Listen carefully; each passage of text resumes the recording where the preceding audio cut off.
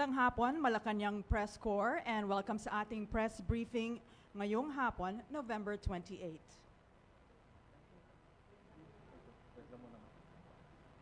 Okay. Good afternoon to everyone. We will begin shortly. Yeah, in a few minutes. Thank you.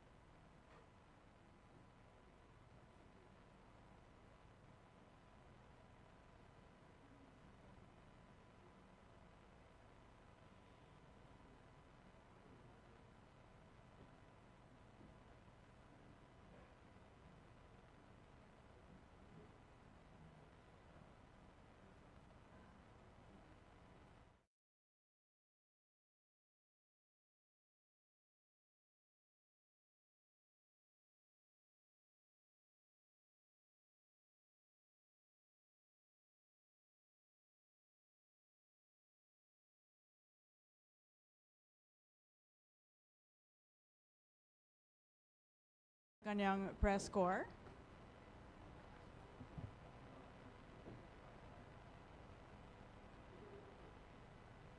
And we are live today.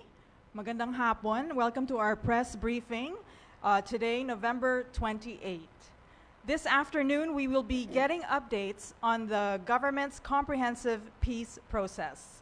We have with us Executive Secretary Lucas Bersamin, Presidential Advisor on Peace, Reconciliation, and Unity Secretary Carlito Galvez Jr., National Security Advisor Eduardo Año, Interior and Local Government Secretary Benjamin Abalos Jr., Social Welfare and Development Secretary Rex Gatchalian, National Economic and Development Authority Secretary Arsenio Balisacan, Presidential Communications Office Secretary Attorney Cheloy Velicaria Garafil, Armed Forces of the Philippines Chief of Staff Romeo Bronner Jr., and Philippine National Police Chief Police General Benjamin Acorda Jr. And now we will give the floor to our panelists to make the opening statement. I missed a very important secretary. We have with us, of course, Defense Secretary Gilberto Teodoro Jr. And now, please have the floor. Thank you. Good afternoon, everybody. Welcome to this press conference to make that announcement of the Oslo Joint Communique. I will now turn over the microphone to Secretary Galvez, who was there. Isang mapayapa at mapagpalang araw po sa ating lahat. I am honored to deliver, upon the instruction of the President of the Republic of the Philippines, His Excellency Ferdinand R. Marcos Jr., the Oslo Joint Communique. This joint communique highlights a significant milestone in the quest of the Filipino people to achieve peace, reconciliation, and unity. I am therefore privileged to report that the government of the Republic of the Philippines and the National Democratic Front of the Philippines have agreed to a principled and peaceful resolution in ending the armed conflict. Allow me to read the joint communique. The Oslo Joint Communique. On November 23, 2023, the government of the Republic of the Philippines and the National Democratic Front of the Philippines affirmed and signed a joint statement to wit: Cognizant of all serious socioeconomic and environmental issues and the foreign security threats facing the country, the parties recognize the need to unite as a nation in order to urgently address these challenges and resolve the reasons of the armed conflict. The parties agree to a principled and peaceful resolution of the armed conflict, resolving the roots of the armed conflict and ending the armed struggle shall pave the way for the transformation of the CPP, NPA, and DF. The parties acknowledge the deep-rooted socioeconomic and political grievances and agree to come up with a framework that sets the priority for the peace negotiation with the aim of achieving the relevant socioeconomic and political reforms towards a just and lasting peace. Such framework that will set the parameters for the final peace agreement shall be agreed upon by both parties. Consequently, we envision and look forward to a country where united people can live in peace and prosperity." Unquote. The joint statement is a product of a series of informal discussions held in the Netherlands and Norway starting in 2022 between the emissaries of the GRP and the NDFP with the facilitation of the Royal Norwegian Government. The parties recognizes the initiative of former Armed Forces of the Philippines AEP Chief General Emmanuel T. Bautista Jr., which was personally welcomed by then NDFP Chief Political Consultant Professor Jose Maria Sison.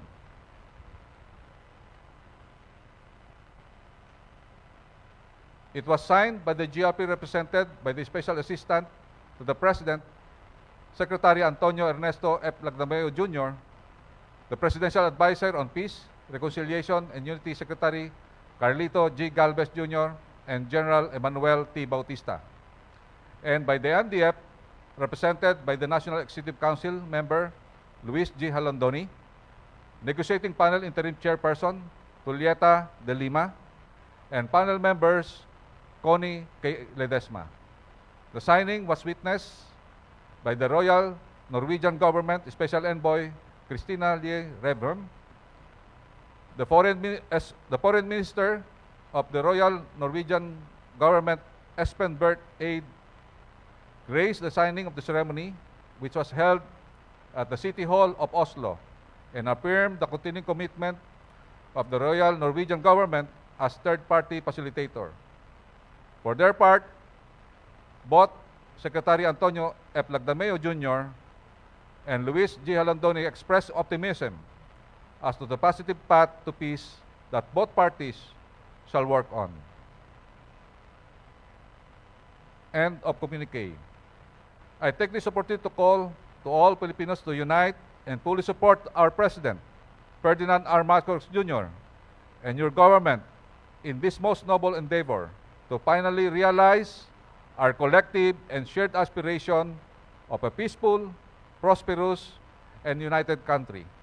Mabuhay ang kapayapaan, mabuhay tayong lahat, at mabuhay ang bagong Pilipinas. Maraming salamat po.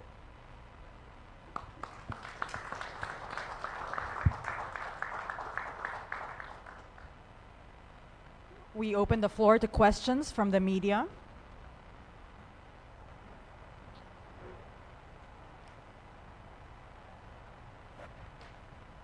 Ivan Myrina, GMA7. Yeah. Secretary Galvez, ang ibig sabihin po ba nito ay tapos na rin ang armed insurgency? Wala na magkakaroon ng enkwentro sa pagitan ng mga armadong NPA at ang ating mga kasundaluhan? Ano hong magiging immediate effect nitong joint communique nito? Yung immediate effect po nito ay ang ibig po sabihin ng itong joint communique at saka itong joint statement na pinirmahan nila, this is some sort of their collective, our collective decision between parties that we are very firm and committed to have the framework agreement, and afterwards we will have the final discussions on the final peace agreement. Pertaining on the different operations that we are undertaking, sa ngayon po, nandun po sila sa Netherlands, and we are undertaking some of the administrative and some protocols that will be undertaken in the future exploratory discussions. But translated to the situation on the ground, wala pa ho tong immediate effect. Sa ngayon po, ang ano po natin is, kung ano po ang ginagawa ng gobyerno, patuloy po yung ano po natin, yung ating pong programa. So it is agreed upon that there is no immediate effect. So yung mga operations po ng armed forces sa pagtugis sa mga armadong grupo, patuloy. Opo. Thank you. Pia Gutierrez, ABS-CBN. Secretary Galvez, ano na pong mangyayari dun sa terrorist tag ng CPP-NPA with this new development, sir? As I have said earlier, it will be for further discussion. They lay it in the table, but it will be for further discussion. So they are undergoing the discussion right now with our negotiating team, and I cannot preempt the discussion that being undertaken right now.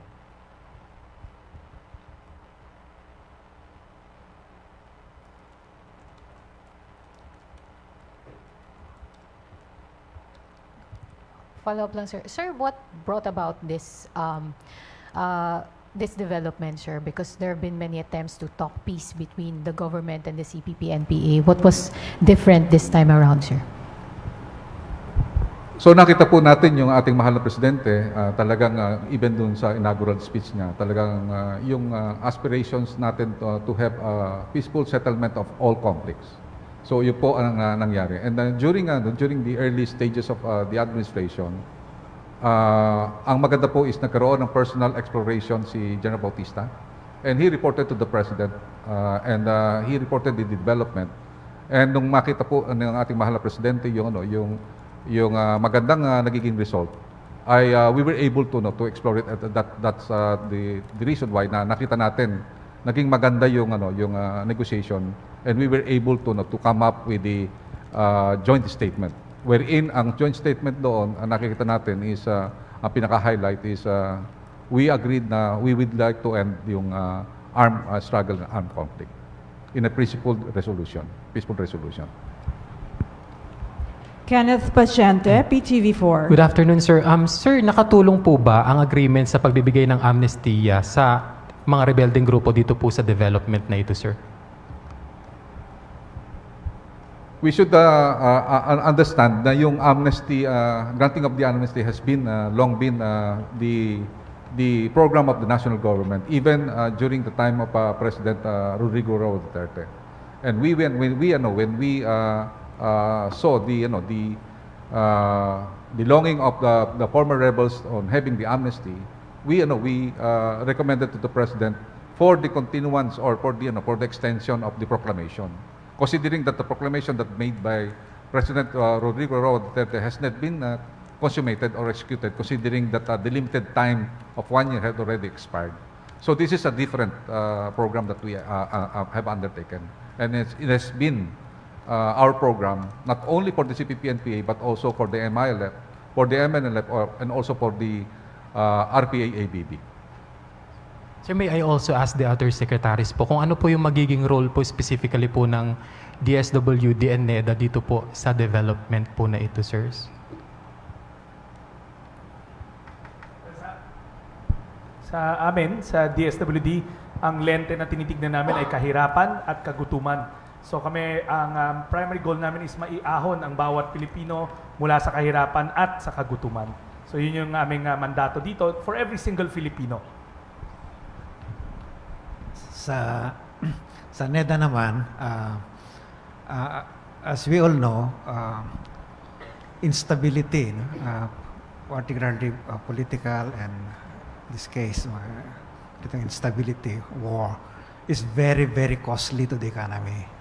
And so efforts to achieve peace, particularly in the countryside, is surely inclusive and growth-inducing.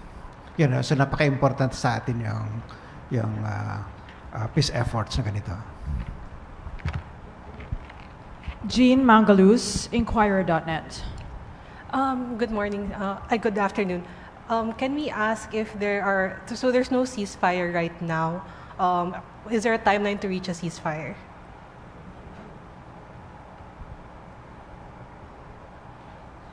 As Secretary Galvez has said, these are preliminary exploratory talks. And all programs, security, law enforcement programs of the government shall continue.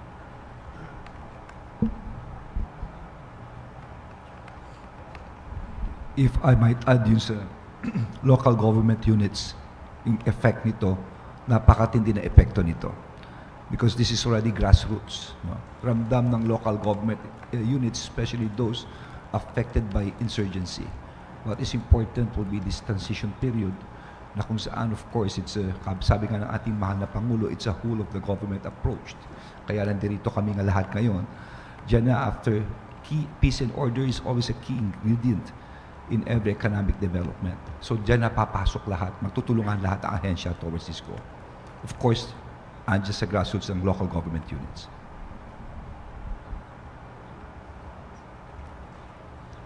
Jean Mangalus.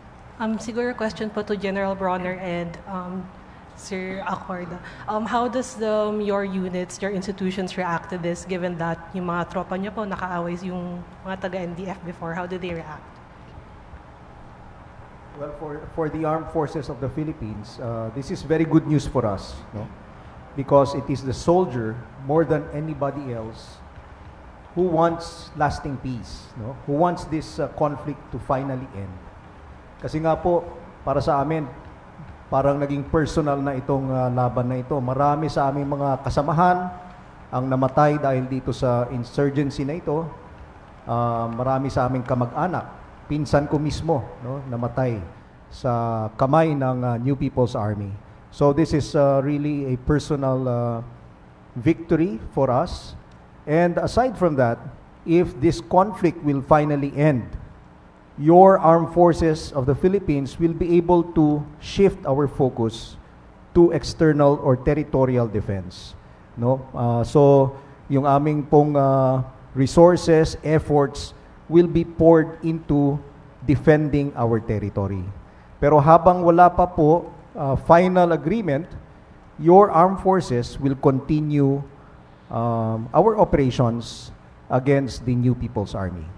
Thank you.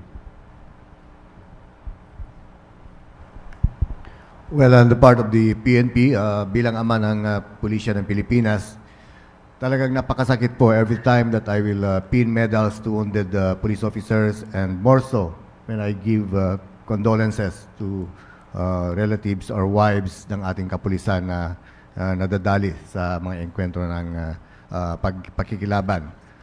And in line with this is a very welcome development. I hope this will lead really to long and lasting peace, and I look at it as a way of adding more food to the table sa mga Pilipino, and instead of spending more money sa ammunitions and other armaments, madadagdagan po yung ating mga makinarya at saka may infrastruktura that will help us attain maximum development. That's how I look at it, and it's a very welcome development po. Thank you. Let's hear from Secretary Anyo, National Security Advisor. Yes. On the lens of national security, our objectives actually is to eliminate the threats to national security, one of which is the threat from the CPP-NPA. For more than 5 decades, andyan yung CPP-NPA. And I think it's about time to have closure. Closure that is acceptable to everybody, to the Filipino people, particularly ending the armed struggle.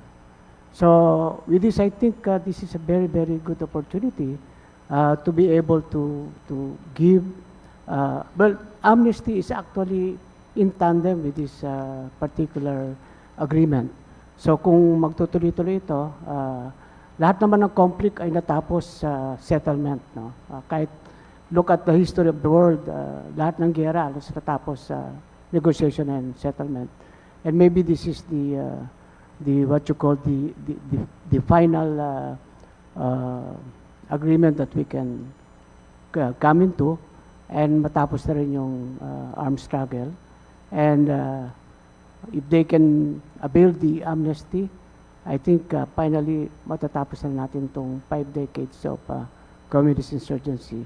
And tuloy-tuloy pa rin yung NTF-ELCAC, particularly on bringing services and development projects to the countrysides. Thank you. Question from Raquel Bayan. Sir, Radyo following Pilipinas. this development po, may we know kung meron pa po ba tayong active guerrilla fronts na minomonitor as of the moment, and kung nasaan po kaya or ilan na lang po kaya sila?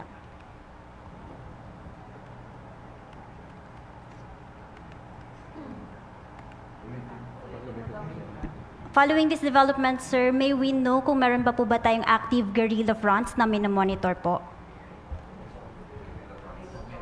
Yes.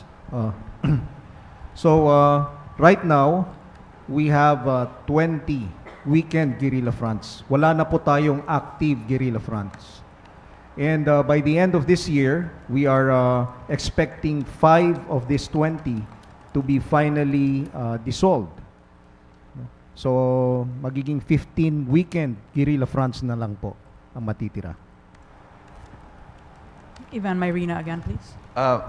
Sirs, would you say that this is just a matter of time before we finally achieve the long-lasting peace? Or are there certain pain points na kailangan pa po talagang i-negotiate? Are there certain demands being made na medyo nahihirapan tayo ibigay?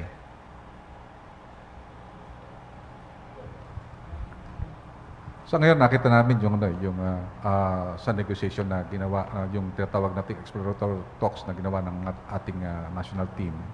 We saw na wala pa namang talaga serious demand na ilalagay dahil kasi ito, exploratory pa lang ito. But I believe nakikita namin with the confidence na nakita namin na when I first talked with them and even nagkaroon kami na talagang some cordial discussions. I can see that there is a positive outlook na it will end up with a final peace agreement. Because our talks in Oslo was founded on good faith and also on goodwill and also in sincerity. When the party said that if we will maintain that goodwill, I think we can finally end up with the final peace agreement. In fact, yung maganda yung meron tayong tinatawag na maganda ngayon yung ginagawa natin because General Bautista was able to lay down some of the milestones. One is yung joint statement that we have right now, and then later we will have the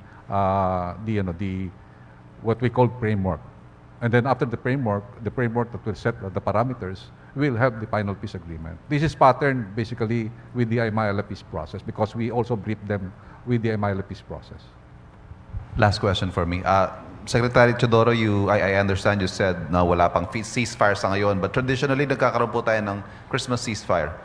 Is a Christmas ceasefire in the offing or is it being talked about? I had the occasion to answer the question yesterday that we leave it to the local peace and order councils and the area commanders, unit commanders to determine whether or not they will suspend operations in their area of responsibility. Gusto ko lang maidagdag siguro na kapag itong usapin na ito ay magbunga sa isang kasunduan, mawawala ang final ostensible political basis na mag-wage ang grupo na nag-espouse ng CPP, NPA, NDF line for any armed struggle. That will be erased, the political basis for it. So it is important. Kenneth Pasyente, PTV4. Sec, may we ask, how do you describe po yung sincerity itong mga rebuilding grupo dito po sa development na ito, sir? Hindi ko matatansya sa ngayon. Si Secretary Galvez ang nararapat na sumagot niyan. This is a whole of government approach. And as things develop, naturally, we will get the appropriate instructions from the President. With my experience with dealing with different rebel group, I have seen that this time we have learned from our lessons from the past. Considering that we have been negotiating for almost 21 years, 23 years from now, and with the gut feel that I had, I believe nakita ko personally. There is that kind of commitment and also there is a kind of goodwill on both parties to continue to discuss some principled resolution to end really the armed conflict. So yun ang nakita ko na based on my personal experience, that there is, we are very confident, I'm very confident that there is something that after this joint statement, we can finally end up with the final peace agreement. Okay. Thank you very much. This ends our press briefing today. Thank you, distinguished gentlemen, and thank you, Malacanang Press Corps. Have a good afternoon.